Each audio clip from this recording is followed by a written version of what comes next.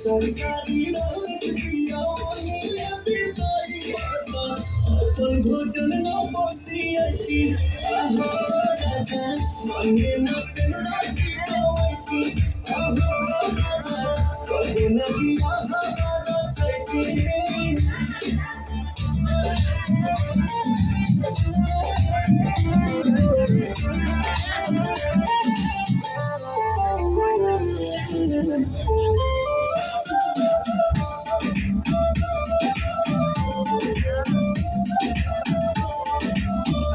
बीच पंखा टीवी संगे पहिला सुनर बीबी ताबो हिमतिया कदर करना हर घड़ी हमसे कदर करना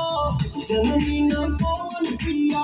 गाना सताई बार एक से कौन खाती हटाना रोई बाता प्रिंस ले ऑर्डर करावती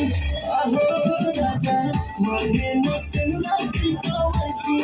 आहो राजा कब न बिया